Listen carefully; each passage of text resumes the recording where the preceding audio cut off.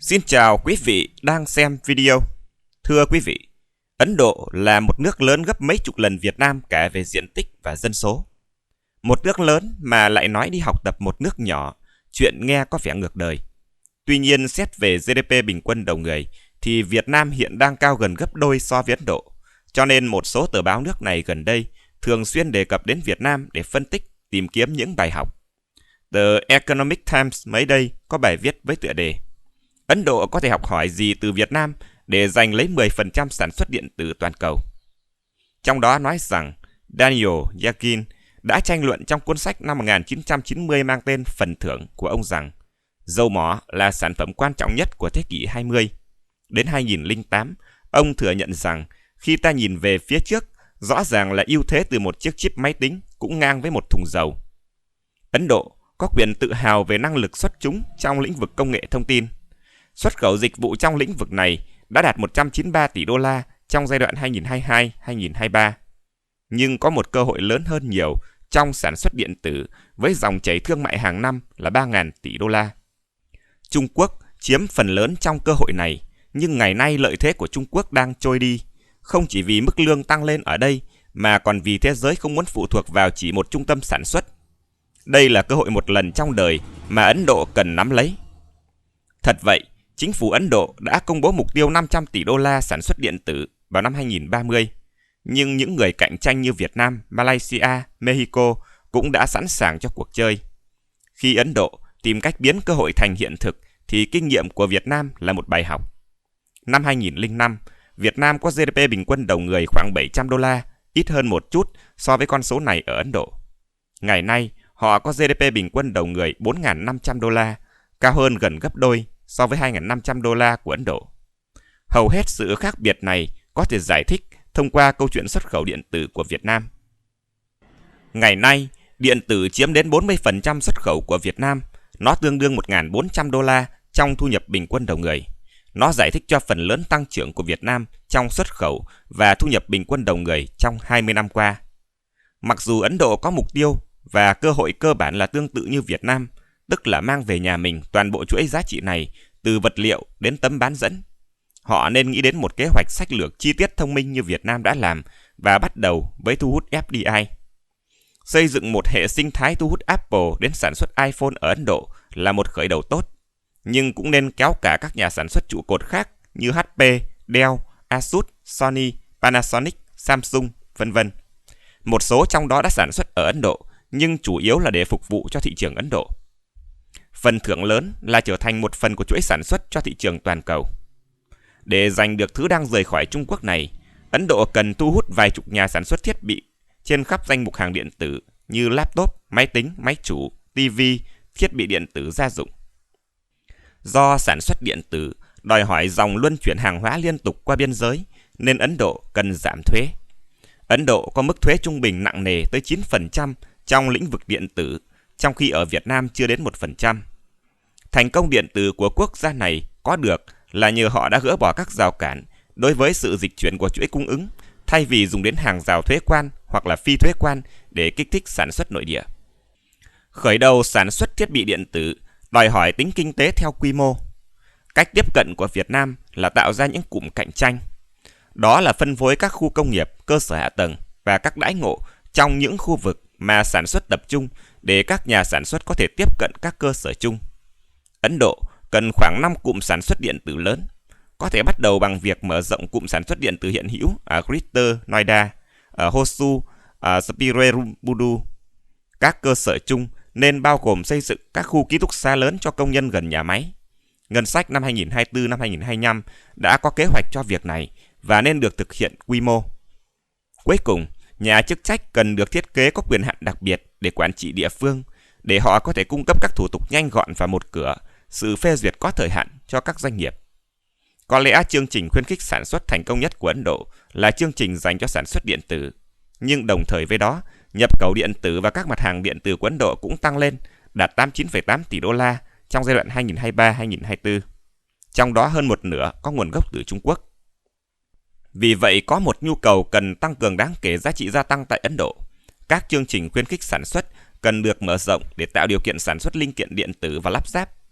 Giảm sự phụ thuộc thương mại vào Trung Quốc cũng sẽ giúp Ấn Độ cạnh tranh tốt hơn với Việt Nam.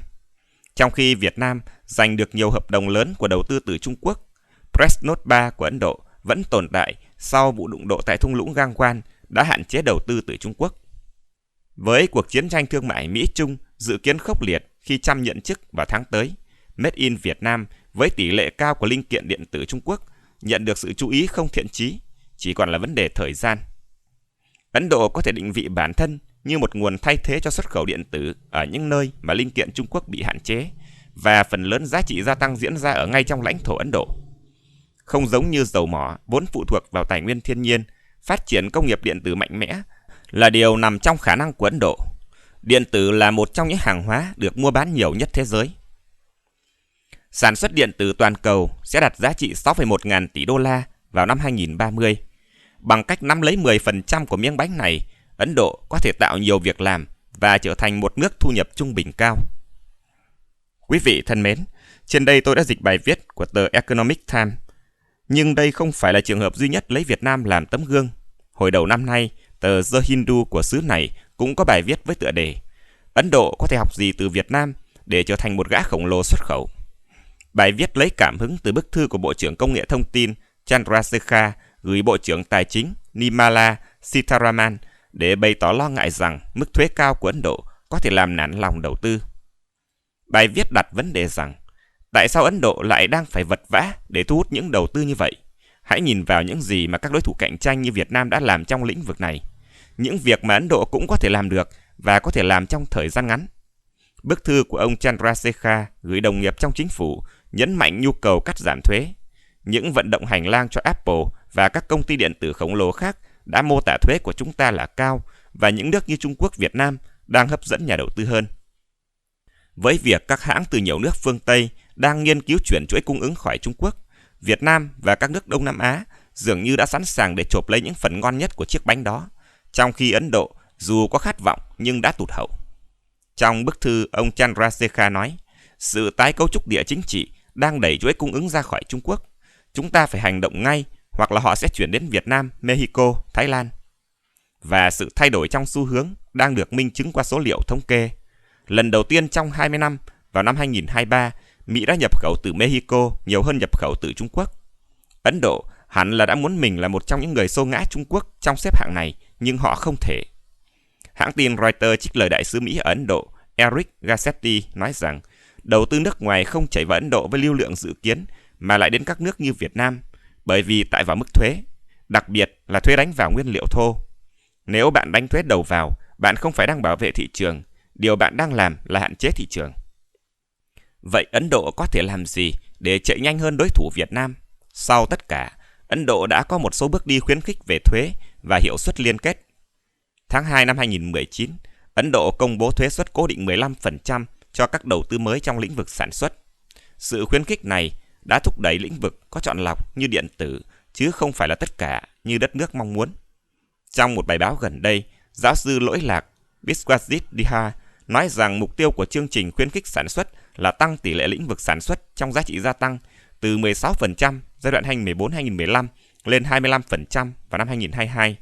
Thế nhưng kết quả thì tỷ lệ này lại tụt xuống dưới 15%.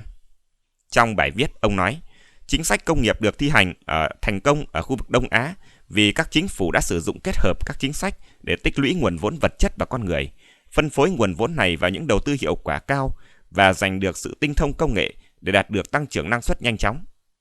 Điều nổi bật là Trung Quốc và mô hình Trung Quốc đang được Việt Nam tái tạo đã cho thấy rằng cơ sở hạ tầng vật chất mà các công ty chỉ cần đến và sử dụng, phát triển kỹ năng lao động và hệ sinh thái phát triển song song như kết nối đường sắt và cải tiến cảng biển. Bên cạnh đó là luật lao động. Đó là những điều để xây dựng lòng tin cho nhà đầu tư. Quý vị thân mến, trên đây là hai bài viết trên báo chí Ấn Độ phân tích về bài học kinh nghiệm của Việt Nam trong phát triển nền sản xuất định hướng xuất khẩu. Qua đó thấy rằng thành tích của chúng ta tuy chưa phải quá ghê gớm nhưng cũng đang là mơ ước của nhiều nước. Tuy nhiên cũng qua đó thấy rằng rất nhiều nước đang học theo, tái tạo lại phương pháp của chúng ta để cạnh tranh với chính chúng ta. Lợi thế lao động giá rẻ của ta đến một lúc nào đó sẽ không còn. Công nghiệp thâm dụng lao động và đất đai giống như hình thức quảng canh trong nông nghiệp. Tuy nhanh thấy kết quả nhưng cũng nhanh đạt đến giới hạn khi nguồn lao động và đất đai hết dư địa. Để đất nước phát triển nữa, Đất nước ta cần phát triển lực lượng lao động có kỹ năng ngày càng cao để cạnh tranh bằng lợi thế lành nghề chứ không phải là bằng giá rẻ. Mỗi người lao động cũng cần tự nỗ lực đào tạo nâng cao kỹ năng của bản thân để phòng bị trước cho tình huống trong tương lai Việt Nam không còn điều kiện thu hút đầu tư dựa trên lao động giá rẻ nữa. Cảm ơn quý vị đã quan tâm theo dõi. Xin chào tạm biệt và hẹn gặp lại.